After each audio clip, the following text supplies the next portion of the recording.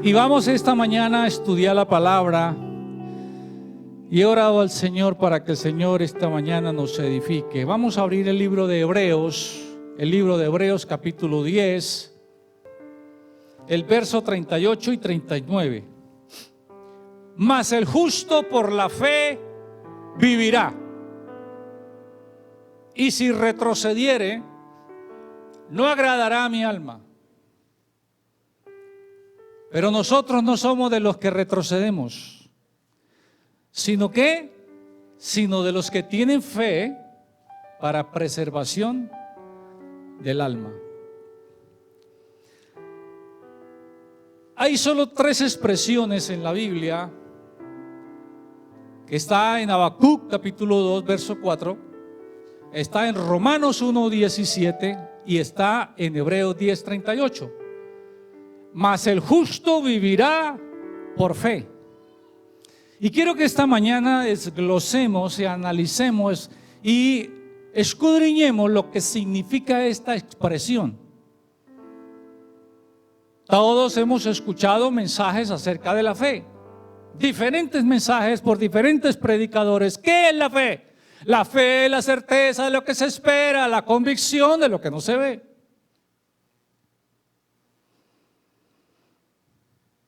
Pero la Biblia dice, mas el justo vivirá por la fe. No está diciendo la Biblia, los justos vivirán por fe. No, el justo vivirá por fe. Porque es cada persona, cada creyente, quien debe vivir por fe. Yo no puedo vivir por fe por mi esposa, ni por mis hijos. Yo no puedo vivir por fe por ustedes. Yo soy el que tengo que vivir por fe. Entonces, me di a la tarea de escudriñar qué significa mas el justo vivirá por la fe. Y es muy importante poder escudriñar lo que significa en el original estas palabras. Así que empezamos por el justo. ¿Quién es el justo? Para eso tenemos, hermanos, que entender algo primero. Es que la Biblia dice que cuando yo estaba muerto en delitos y pecados, Él me dio vida. ¿Por qué? Porque antes de que no estaba Cristo en mi corazón, de que no había aceptado a Jesucristo, yo andaba como quería, en adulterios, fornicaciones, en borracheras y otras cosas más. Pero dice la Biblia que siendo culpable,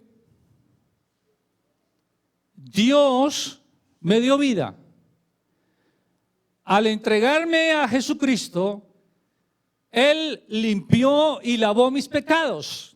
Él no vino, por supuesto, con un balde y me limpió, sino por fe. Porque hubo un cambio en mi vida. Yo dejé las borracheras, dejé los adulterios, dejé las fornicaciones, dejé las cosas que hacía,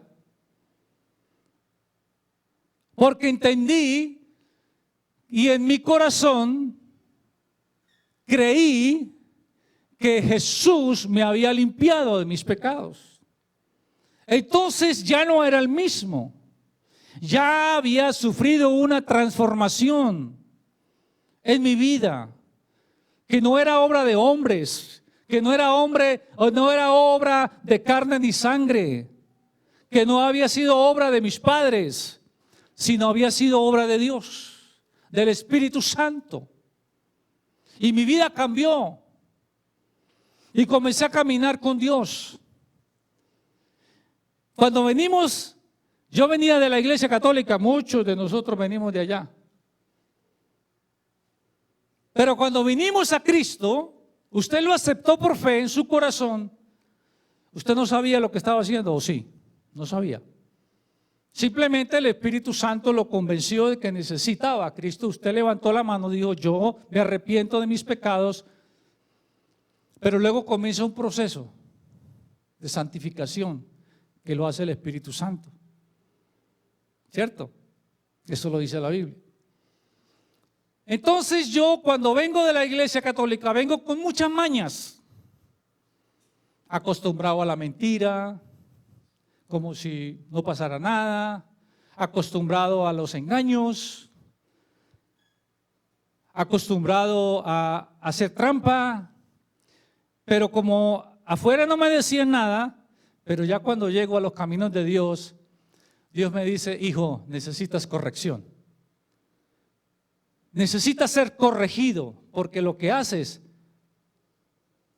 no es de mi agrado. No es así, así no es de esta manera. Ya no es con adulterio, ya es con fidelidad a Dios. Ya no es con mentiras, sino es con la verdad. Entonces yo comienzo a ser corregido por Dios. Corregido por Dios. Y muchas cosas Dios ha corregido en mi vida. Yo no me acuerdo nunca de haber tenido un pasaje agradable en que mi padre me haya llevado al parque a jugar balón. Yo no recuerdo que haya pasado eso en mi vida. Mi padre trabajaba en Venezuela, venía cada 15 días y lo único que hacía era llegar e irse con los amigos a jugar billar, llegar a la madrugada, ir a visitar a una hermana y al otro día se iba. Pero yo nunca tengo en mi corazón, en mi memoria, un hecho de que haya ido conmigo al parque a jugar fútbol. Entonces yo venía con ese pensamiento de que, como mi papá era así, entonces yo tengo que ser así. Dios me permite casarme, tener hijos, pero entonces yo no podía ser así de la misma manera que mi papá hizo conmigo. Entonces Dios me enseñó a ser padre. Y ya iba con mis hijas a los parques. Y Dios no solamente me enseñó a ser padre, Dios me enseñó a ser esposo. Porque usted puede ser padre y no ser esposo. Ojo, usted puede ser padre y no ser esposo. O ser padre y ser esposo. Muchas mujeres llegan, que ellas son las que mandan en la casa. Pero la escritura lo corrige y dice: no, hija, sujétese al esposo. No porque Dios quiera que el hombre la maltrate, no, es cuestión de orden. Es cuestión de orden. El uno es primero que el dos, pero no quiere decir que es más importante el uno que el dos. Es cuestión de orden, 1, 2, 3. Y así como Dios creó primero al hombre y después a la mujer, Dios establece un orden. Cristo la cabeza, el hombre, el esposo, debe amar a la esposa y la esposa debe sujetarse al esposo por causa del Señor. Es por causa del Señor. Entonces empiezo a ser corregido en muchas cosas que yo traía mal.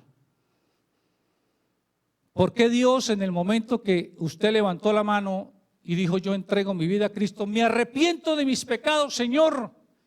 ¿Por qué Dios no se lo llevó? Dios hubiera podido hacerlo, llevárselo al cielo, a su presencia, pero ¿por qué lo deja?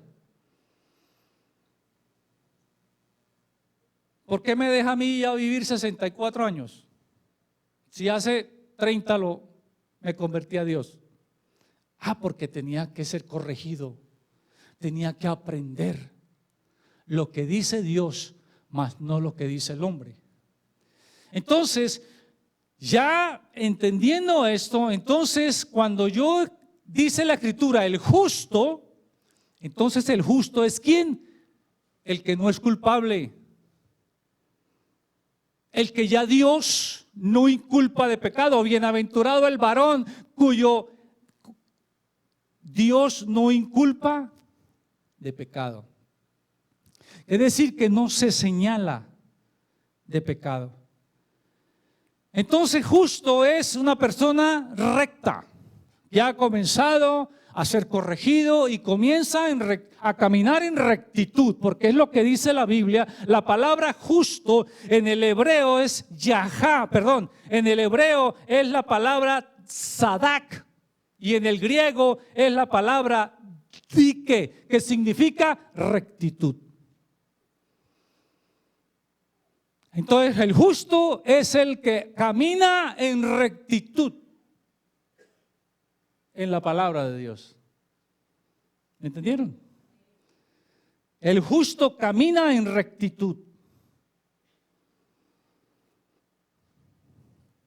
La palabra vivir, más el justo vivirá. La palabra vivir en el hebreo es yahá, que es vivificar, es reavivar.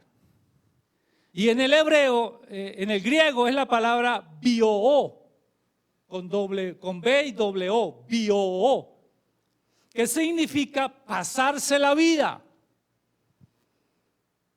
Pasarse la vida. Muchas veces le han preguntado a usted qué se la pasa haciendo.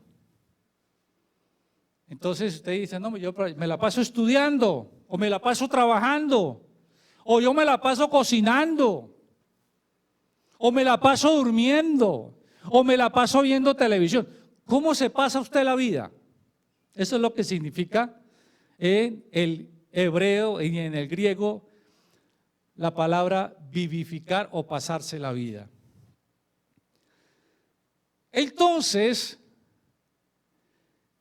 el justo vivirá por la fe. Quiere decir que el recto, el que ha sido corregido, el recto va a estar viviendo continuamente, pasándose la vida, avivando la fe.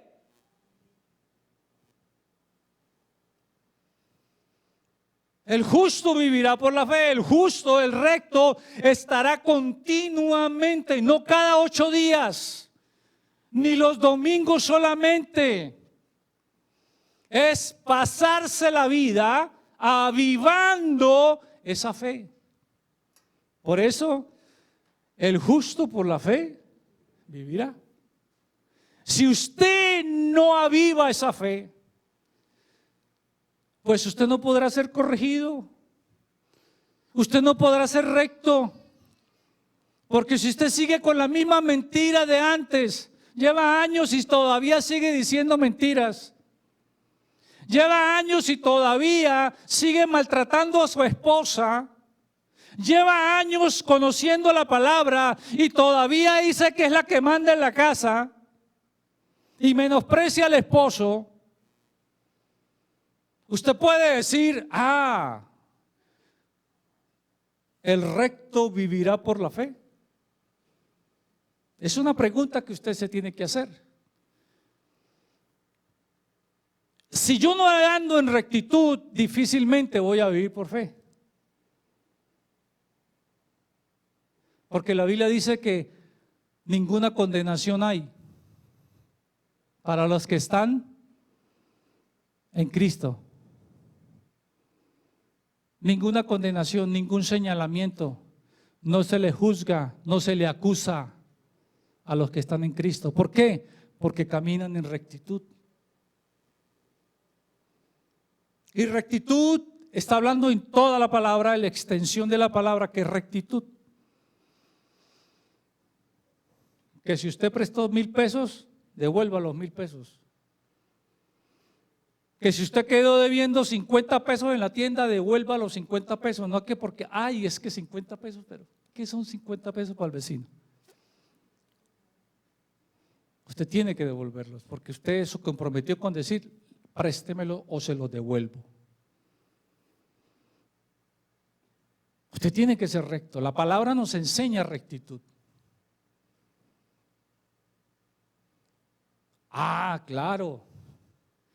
Anteriormente yo engañaba y ahora el Señor me dice, no engañes, andes en la verdad. Entonces yo voy a caminar como Dios me dice. Y aquellos que me conocían que engañaba, dice, ahora se volvió aleluya. ahora se volvió cristiano, ahora mire el que engañaba y empiezan a burlarse. ¿No le ha pasado eso? ¿No nunca se han burlado de usted? Por el hecho de haber creído en el Señor, por el hecho de haberse convertido al cristianismo y convertirse en aleluya.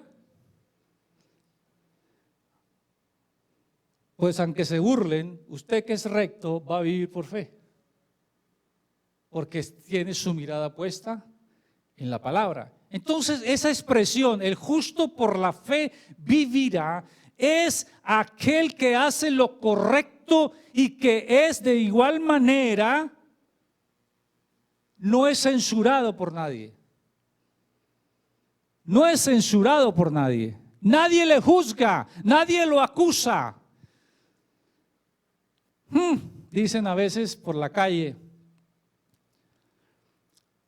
me hizo esto, me quitó tal cosa, y eso que es cristiano.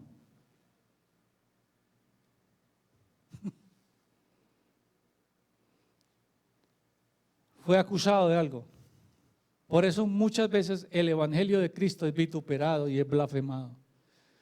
Porque la misma iglesia, por el testimonio que da afuera, no es el de una persona recta, correcta. Entonces la persona que es recta no tiene quien le acuse.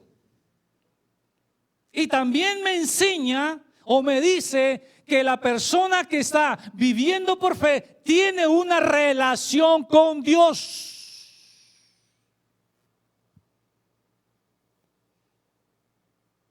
Tiene una relación con Dios. Con lo que yo vivo, con lo que yo expreso, con lo que yo vivo, con mi diario vivir, con mi conducta, con mi casa, con mi conducta con mis vecinos, la conducta con mis compañeros de trabajo, mi conducta con mis compañeros de estudio, mi conducta con mis vecinos. Dice que tengo una relación con Dios. Pero cuando me acusan de algo que ha sido una costumbre en mi vida y un modo de vivir en mi vida, ¿estoy andando en rectitud? ¿Estoy andando en justicia? No. Por lo tanto, no puedo decir, es que yo vivo por fe. No, porque la primera aplicación es sea recto para que pueda vivir por fe. Amén. Hebreos capítulo 11, seguimos con la lectura.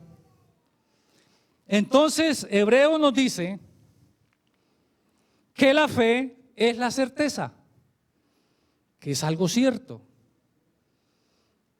que es la convicción. ¿Por qué vive usted por fe? Porque está convencido. Porque hay una certeza en su corazón de que es así como dice la Escritura. No porque se lo contaron, no se lo dijeron, sino que en su comunión con Dios, en su relación con Dios, en ese avivar diario de la palabra, de su fe, Dios mismo lo ha convencido. ¿Y no dice la Escritura que es el Espíritu Santo el que nos convence de pecado? La palabra me enseña cómo vivir. La palabra me enseña cómo comportarme. La palabra me enseña cómo ser un buen esposo. La palabra me enseña cómo ser un buen padre. La palabra me enseña cómo ser una buena madre, una buena esposa, un buen creyente. Y Hebreos dice, es pues la fe la certeza, la convicción. Pero ¿de dónde usted va a ser convencido?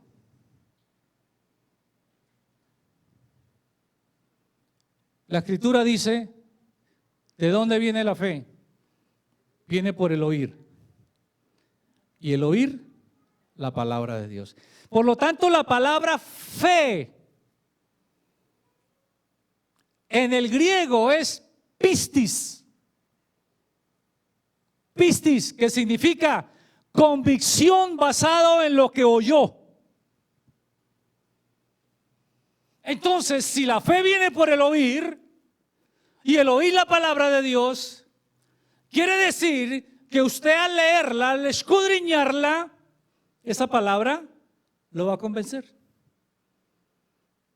Entonces, podemos entender lo que dice, por la fe entendemos que Dios creó el universo. ¿Por qué? Por la palabra de Dios. ¿Usted por qué declara eso? ¿Usted por qué lo dice? ¿Usted por qué lo anuncia? Porque hay una convicción, ¿cierto? ¿Y quién lo convenció? La palabra o el Espíritu Santo. Y la palabra dice, por ella alcanzaron, ha sido constituido el universo por la palabra de Dios, de modo que lo que se ve fue hecho de lo que no se veía.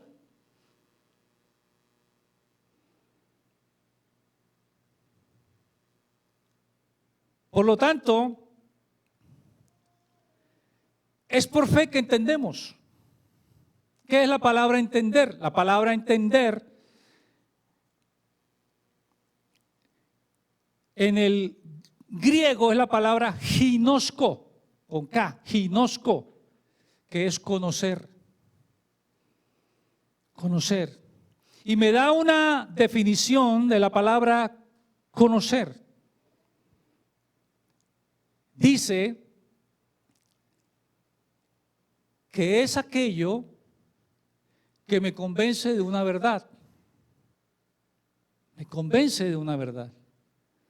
Me habla de una intimidad y me habla de una comunión, porque la palabra conocer, ginosko en el griego, da a entender que hay una relación, que hay una intimidad, que hay una comunión. ¿Cómo conozco a mi esposa? Porque hemos llevado ya 36 años, por la gracia de Dios, de matrimonio. Y hemos aprendido a conocernos en esa comunión, en esa intimidad. Y aún hay cosas que todavía necesitamos conocer el uno al otro. Entonces el conocimiento me da a mí el entendimiento de una verdad. ¿Cómo es ella? ¿Qué quiere ella? ¿Qué le gusta a ella? Porque hay un conocimiento, hay una intimidad. Ginosko, conocer. Pero también dice el verso 2 del capítulo 11, porque por ella, ¿quién es ella? La fe. Alcanzaron buen testimonio. ¿Quiénes? Los antiguos. Ahora, si los antiguos por la fe alcanzaron buen testimonio, entonces yo también estoy en el deber de alcanzar buen testimonio, ¿o no? ¿Sí? Claro. Yo estoy en el deber de dar testimonio de la fe.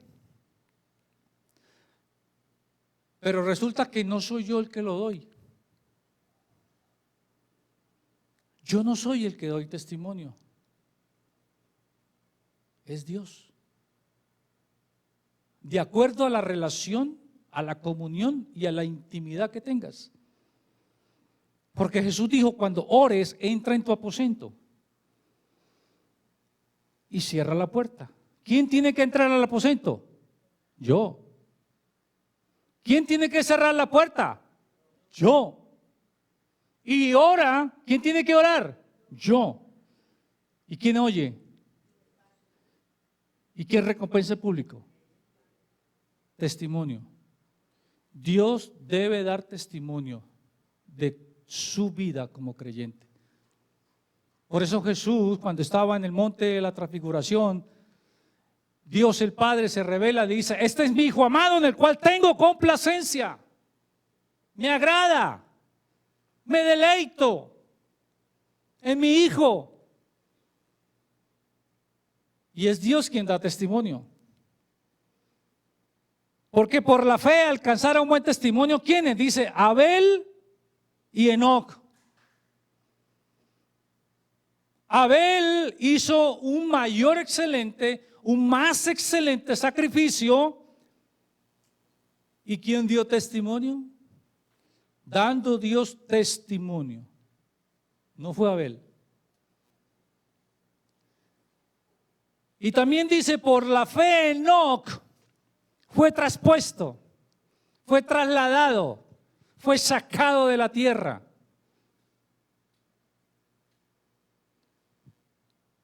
Y dice, y no fue encontrado, pues Dios se lo llevó. ¿Por qué? Porque caminó con Dios.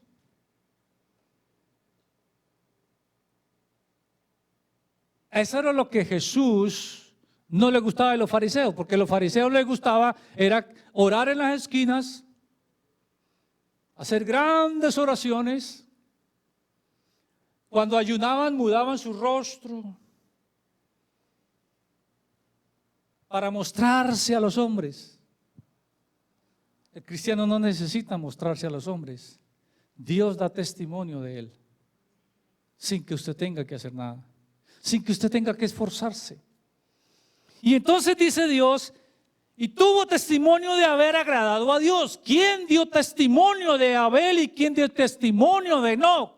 Dios mismo.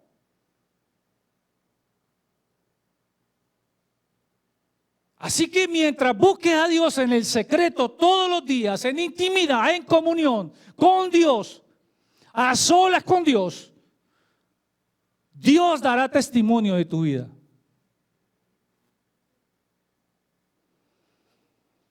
Ahora, la fe, según Efesios 2, vamos a Efesios 2. Ya vimos que la fe viene por el oír.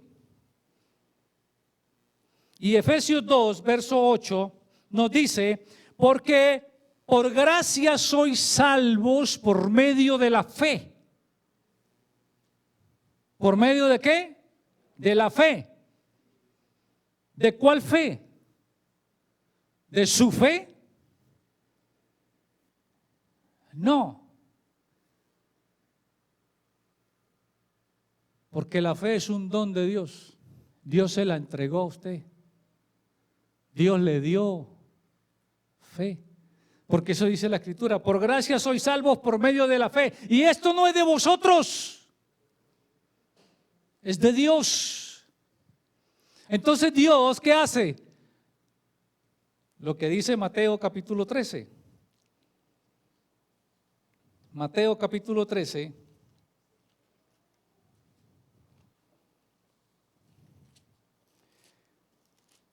El verso 31 y 32. Otra parábola le refirió diciendo, el reino de los cielos es semejante al grano de mostaza, que un hombre tomó y sembró en su campo, el cual a la verdad es la más pequeña de todas las semillas. Pero cuando ha crecido, es la mayor de las hortalizas y después crece hasta hacerse un árbol fuerte, vigoroso, que da sombra, que da refugio. Entonces, si la Biblia dice que la fe Dios me la dio porque no es mía, es un don de Dios. Y aquí la Biblia dice que la fe al reino de los cielos es como un hombre que tomó y sembró. Ahora, ¿quién tomó? Dios. ¿Quién sembró? Dios. ¿En dónde? Su corazón. El hombre la tomó y la sembró. Pero ¿quién dio crecimiento? La semilla. Lo que fue sembrado, lo que fue plantado en el corazón. Y aunque era una semilla pequeña de mostaza, una insignificante semilla de mostaza, esa mostaza creció y se hizo hortaliza, pero no se quedó ahí. Dijo, no, yo quiero crecer más. Yo sé que estoy capacitada para crecer más. Y entonces creció más y se hizo árbol. Eso me indica y me enseña que lo que Dios ha sembrado en su corazón, usted tiene la responsabilidad de hacerla crecer. Cada creyente es responsable de la fe que Dios le ha dado. O deja que se la comen las aves de los cielos, o permite que haya una buena cosecha, sembrada en una tierra fértil. Un hombre tomó, sembró. Cuando crece se hace hortaliza, luego se hace árbol. Me habla de crecimiento espiritual. ¿Cuántos años llevan el Evangelio, hermano, hermana? No sé cuántos años lleva usted de conocer al Señor. ¿No ha cambiado? ¿No ha sido transformado todavía? ¿Sigue con las mismas rabias, enojos, contiendas, pleitos? ¿Sigue con lo mismo? ¿O ya cambió? ¿O ya entendió que necesita ser recto, necesita ser recta? ¿Todavía sigue con las mentiras? ¿Todavía sigue haciendo trampa? ¿Todavía sigue engañando? Aquí en la iglesia es una cosa y afuera es otra cosa. No es recto. Y es hora de que dejes de jugar. Es hora de que dejes de tomarle el pelo al Espíritu Santo. Porque Él no es un juego, Él toma las cosas en serio. Él, cuando sembró la semilla en tu corazón, dijo, porque yo sé que allí va a sembrar. Él siembra en usted, Él siembra en mí. ¿Y qué espera? Fruto. Isaías capítulo 5. Un hombre sembró una vid en la ladera fértil. Dice, la despedregó, la cuidó, hizo una torre, luego hizo un lagar y esperaba en la esperanza de que esa vid diera uvas sabrosas, deliciosas, que diera buen jugo. Pero dice, no, dio uvas silvestres, uvas agrias, uvas que no sirven, fruto que no sirve. ¿Qué hizo? La quitó, la desarraigó. La desplantó, dijo, pues ahora si no diste fruto, ahora entonces ese lugar va a ser desierto, van a venir los chacales y van a morar aquí. Esto es serio, hermanos. Estamos en tiempos difíciles y usted todavía sigue jugando, todavía no ha entendido, todavía no ha comprendido lo que Dios quiere. Dios sembró en usted una semilla de fe. Pero esa fe, Dios la prueba. Dios la tiene que probar. Mire lo que dice Primera de Pedro 1. Primera de Pedro capítulo 1.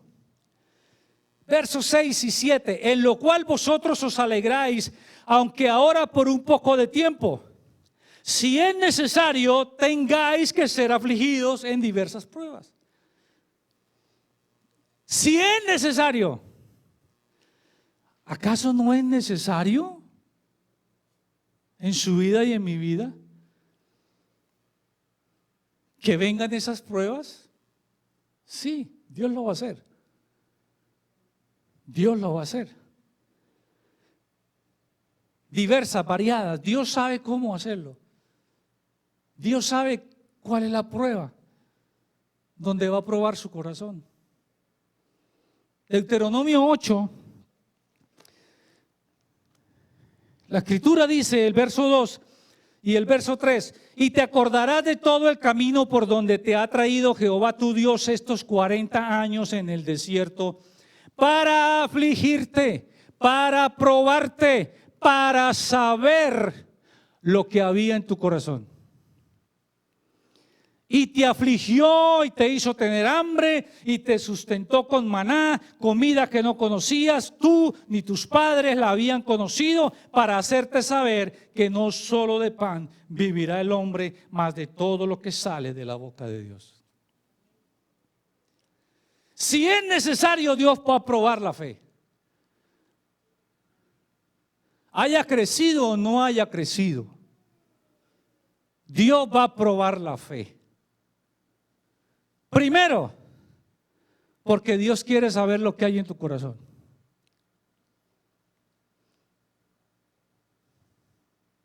Pero yo dije la pregunta a Dios, le dije, Señor, pero si tú lo sabes todo,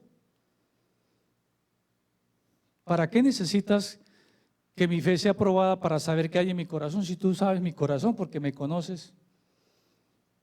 Y dice la Escritura que Él escudriña lo profundo de mí, aún las cosas que yo no sé. Entonces, Señor, ¿para qué? ¿Para qué me pruebas para saber si tú lo sabes? Y la respuesta que encontré es, no es para que yo sepa qué es lo que hay, sino para que tú sepas qué clase o de qué calidad de fe tienes. Es para que yo sepa, no para que Él sepa, porque Él lo sabe. Dios necesita, mire, hijo, la fe que tienes todavía no es sincera, la fe que tienes todavía no está fuerte, la fe que tienes, por eso te permito las pruebas, para que sepas que todavía te falta. Si es necesario, dice Dios, Dios tiene un propósito. Dios tiene un propósito para las pruebas. Y es que las pruebas nos van a hacer sentir afligidos. Sí, claro, nos va a doler. Dijo Dios, para afligirte, para que sintieras dolor. Porque ¿en qué aflicción usted está feliz y contento? ¿En qué momento de aflicción usted hace fiesta? No, usted le duele, usted llora, ¿cierto? Y en medio de esas pruebas, el Señor nos mostrará la calidad de fe que tenemos. Si es una fe sincera o verdadera, o una fe falsa o fingida. ¿Existe la fe fingida? Sí.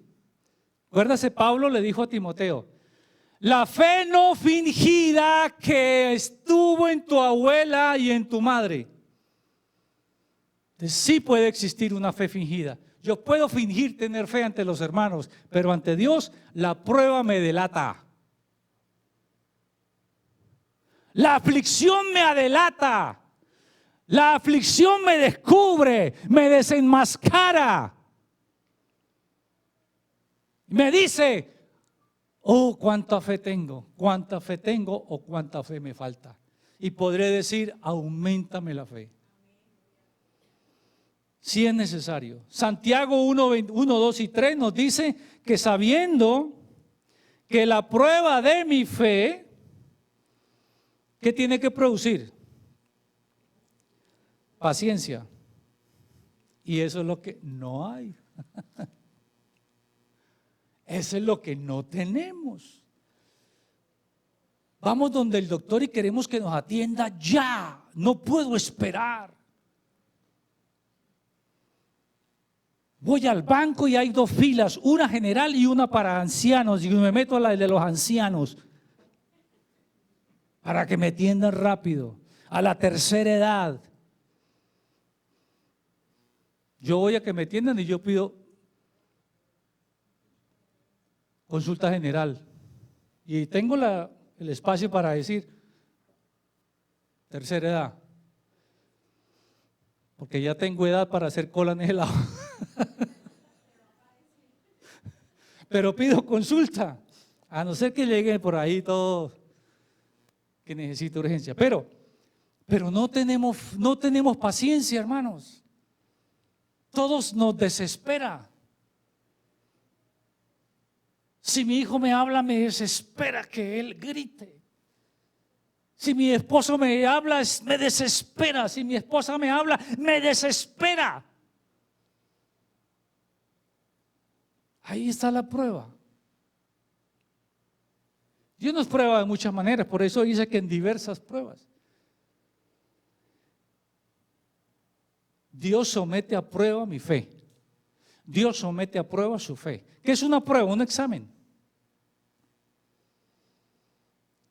Y eso lo vemos en la universidad, en el colegio. Usted le hacen un examen para saber qué, si es aprobado o no, o desaprueba. Si usted pasó el examen, aprobó, al siguiente, ¿verdad? Si no contestó, pues perdió, se quedó, no avanzó, tiene que volver a repetir. Pero la prueba es para mostrarle si usted es aprobado o no es aprobado por Dios. Para Dios mostrarle lo que hay en su corazón. Para Dios mostrarle que su fe ha crecido o no ha crecido, o sigue lo mismo de hace 5 años o hace 10 años. Y esa prueba significa sufrimiento.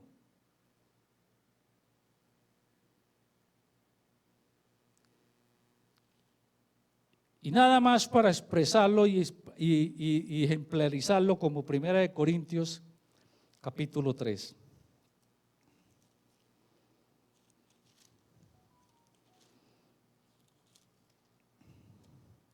Primera de Corintios, capítulo 3, verso 11, dice, porque nadie puede poner otro fundamento que el que está puesto, el cual es Jesucristo. Y si sobre este fundamento alguien edifica con oro, con plata, piedras preciosas, heno, hojarasca y madera,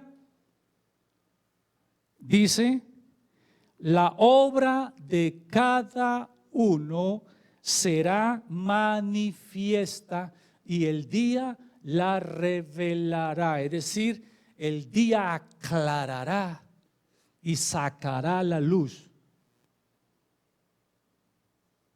Entonces usted tiene 6 elementos. El fundamento está puesto, ¿verdad? Aquí el fundamento de esta casa es Jesucristo. Jesucristo es el Señor. Jesucristo es el Señor. Jesucristo sana. Jesucristo salva. Jesucristo bautiza y viene otra vez. Ese es el fundamento, Jesucristo. Pero cada uno de usted tiene que mirar cómo edifica sobre eso. Y hay 6 elementos, que es el oro, la plata y las piedras preciosas. Y hay otros 3 elementos que son heno, hojarasca y madera. Pero de todas maneras, en donde usted, con lo que usted edifique, esa obra va a ser probada por Dios. Y el día la va a declarar, pues que por el fuego será revelada. Y la obra de cada uno, cualquiera que sea, el fuego, la aflicción, el momento difícil, la angustia, el dolor,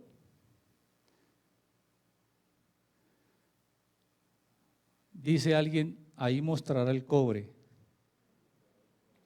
se verá el cobre.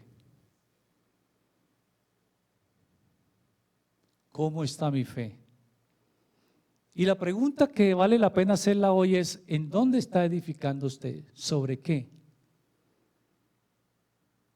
El oro, la plata y las piedras preciosas me está hablando de que yo debo edificar sobre cosas de valor, cosas valiosas. Y el heno, la hojarasca y la madera, que es lo que se quema más rápido, me está diciendo que yo debo, que cuando yo busco las cosas que no tienen valor, y usted ya sabe las cosas que tienen valor, la oración, el escudriñar las palabras, los ayunos, las vigilias, son oportunidades para usted venir y edificar con cosas de valor, porque algún día su fe va a ser probada. Y si usted pasa la prueba, va a recibir premio. Pero si no pasa la prueba, va a perder. Va a perder. Va a sufrir pérdida. ¿Y quién quiere perder? Nadie. Todos quieren ganar, pero es Dios quien premia. Si usted está pasando por una prueba, piense por qué está pasando la prueba. ¿Por qué está viviendo esa prueba?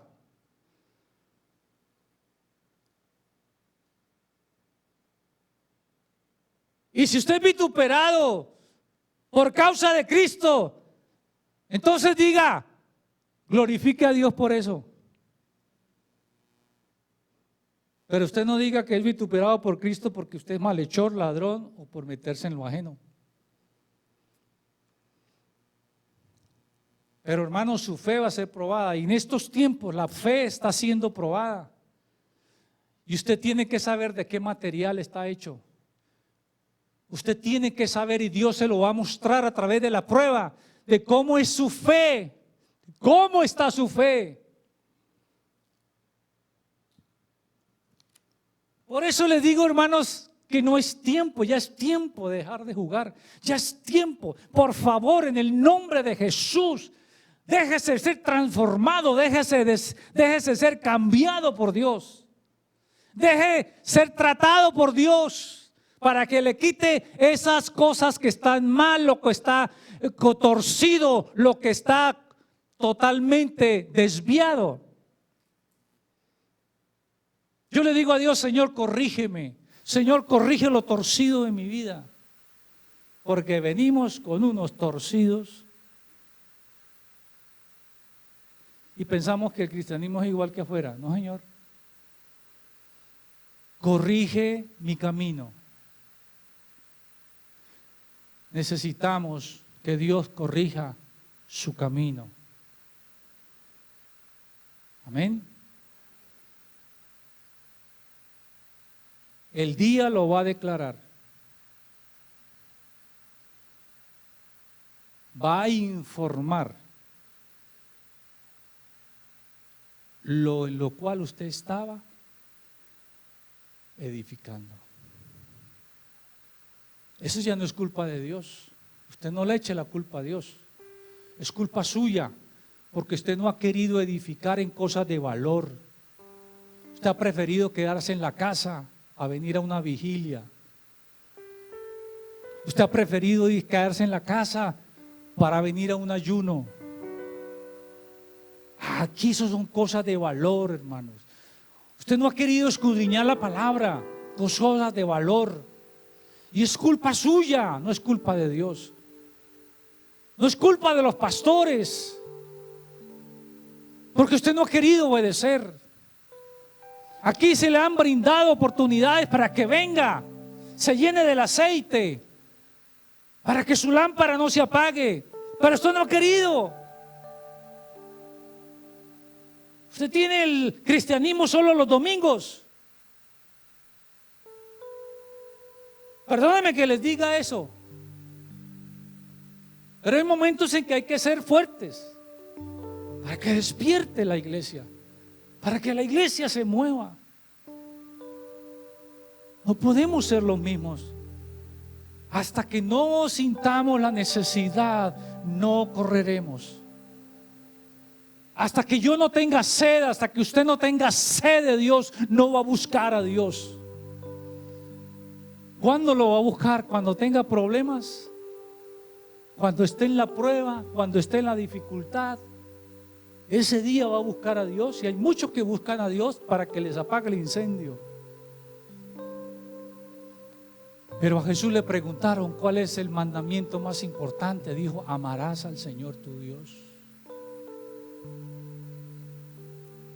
Y Dios mostrará tu corazón y tu fe diciendo, hijo, me buscas porque tienes problemas, pero tu corazón no me busca porque me amas.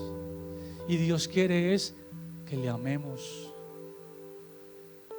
No importa la circunstancia, no importa el problema, no importa la angustia, no importa lo que esté pasando, yo lo amo.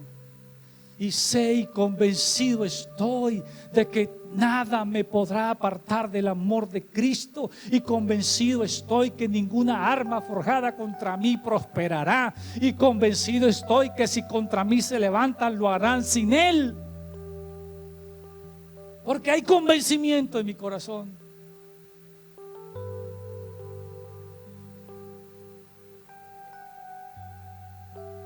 Póngase de pie. Estos momentos a solas con Dios, usted ahí con Dios.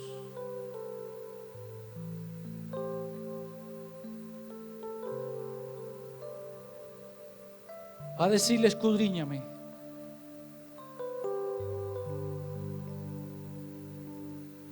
Mira si en mí hay camino de perversidad, Señor. Escudriñame, escudriña mi corazón. Borra, oh Dios, mis rebeliones. Crea en mí un espíritu recto, un corazón nuevo y un espíritu renueva dentro de mí.